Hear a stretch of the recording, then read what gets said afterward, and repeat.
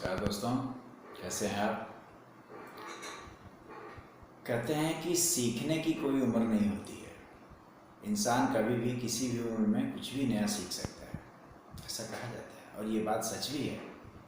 हम पूरी ज़िंदगी जब तक हम जीवित हैं, जब तक हम जिंदा रहते हैं, तब तक हम कुछ ना कुछ नया सीखते रहते हैं और सीखना भी चाहिए।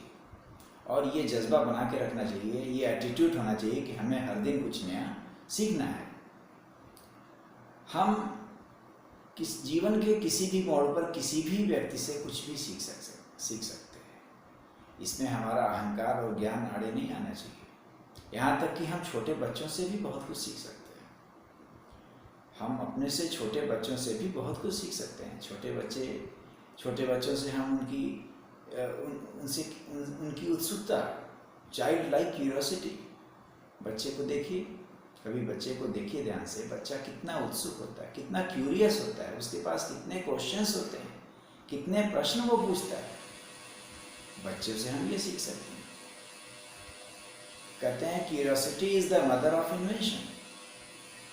जितनी उत्सुकता बच्चे के अंदर होती है, जैसे जैसे हम बड़े होते हैं, बच्चा बहुत ही अच्छा ऑब्जर्वर और बहुत ही अच्छा लिसनर होता है।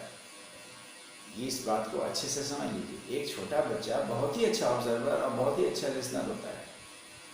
एंड जैसे जैसे हम बड़े होते हैं, हम इन गुणों को, इन क्वालिटीज़ को खोते जाते हैं। इसको बहुत अच्छे से समझ लेने की आवश्यकता है।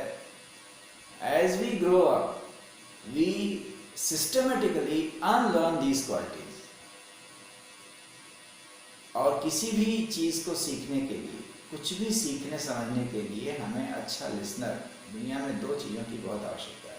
हमें अच्छा लिसनर होना चाहिए और एक अच्छा ऑब्जर्वर होना चाहिए। आपको जान के ताज्जुब होगा कि आमतौर पे लोग खराब लिसनर होते हैं। People are in general people are poor listeners and poor observers. हम अपने इन दोनों सेंसेस का, बाकी सेंसेस की बात अभी छोड़ दें, बाकी ज्ञानेंद्रियों की बात छोड़ दिया जाए, हम इन दोनों सेंसेस का भरपूर इस्तेमाल नहीं करते। तो हम किसी भी समय करना चाहिए। किसी भी समय हम किसी से भी बहुत कुछ सीख सकते हैं। सीखने के लिए क्या आवश्यक है? हमें खुला दिमाग, we must have an open mind. दिमाग खुला रखना है। खुले दिमाग का क्या अर्थ है? दिमाग खुले होने का तात्पर्य क्या है? खुले दिमाग का मतलब कि हमको वी शुड बी रिसेप्टिव। हम सीखने के लिए तत्पर रहें, तैयार रहें। हम ये जानें कि हमें, हमारे अंदर सीखने की गुंजाइश है, सीखने की संभावना बनी हुई है। ओपन माइंड, अनबायस्ड माइंड, किसी भी किस्म का पूर्वाग्रह, मैं तो बहुत बड़ा पढ़ा लिखा हूँ, मुझसे अधिक ज्ञानी कोई नहीं है, इस प्रकार की बातें ये सीखने के रास्ते में बैरियर है। मैं आपको एक छोटी सी कहानी सुनाता हूँ। एक विश्वविद्यालय के प्रोफेसर साहब थे और वो बहुत अपने विषय के बहुत पारंगत थे, बहुत ज्ञानी थे, अपने विषय के काफ़ी माहिर थे। उनका बड़ा नाम था, विद्यार्थियों के बीच में बहुत ही लोकप्रिय भी थे और उनके कलीग्स के बीच में भी उनका बड़ा सम्मान था। काफ़ी ज्ञानी थे, काफ़ी किताबें लिखी थी उन्होंने, लेकिन फिर भी उनको कुछ कमी लगती थी अपने जीवन में। उनको लगता था कि अभी कुछ कमी है, वो अपने जीवन से संतुष्ट नहीं थे। उनको ऐसा महसूस होता था हमेशा कि समथिंग इज मिसिंग, कुछ मिसिंग है, किसी चीज़ की कमी है। जीवन के मर्म को अभी वो समझ नहीं पाए थे।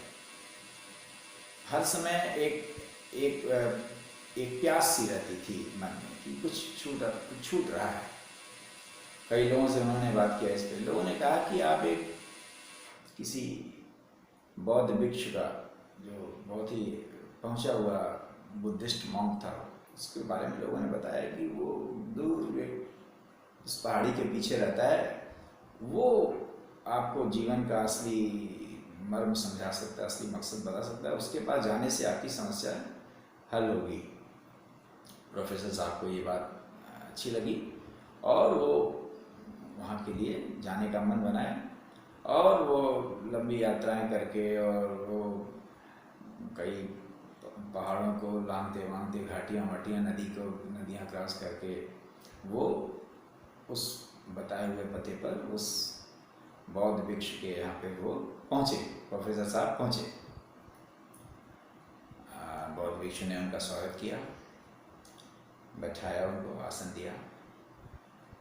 उसके बाद पहुंचने के तुरंत बाद प्रोफेसर साहब अपने बारे में अपना परिचय देना शुरू किए। प्रोफेसर साहब अपने बारे में बताने लगे कि मैं फलां विश्वविद्यालय में मैं प्रोफेसर हूँ और मैंने इतनी किताबें लिखी हैं, इतने देशों की यात्राएं किया है, फलां जगह व्याख्यान दिया है। बोलते रहे, बौद्ध भिक्षु सुनता रहे। थोड़ी देर बाद भिक्षु ने, बौद्ध गुरु ने चुप्पी तोड़ी, बोले आप चाय लेंगे? प्रोफेसर साहब ने कहा कि हाँ ले लेंगे। बौद्ध भिक्षु ने चाय मंगाई, चाय आई।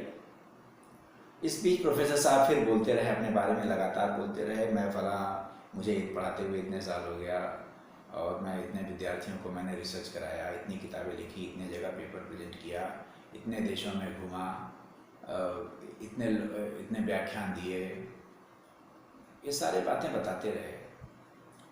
इस बीच बौद्ध गुरु ने चाय बनाना शुरू किया उनके लिए और वो उनके कप में चाय उड़ेलते रहे और इधर प्रोफेसर साहब अपने बारे में बताते रहे और चाय उड़ेलते रहे। धीरे धीरे क्या हुआ, कप प्याला भर गया।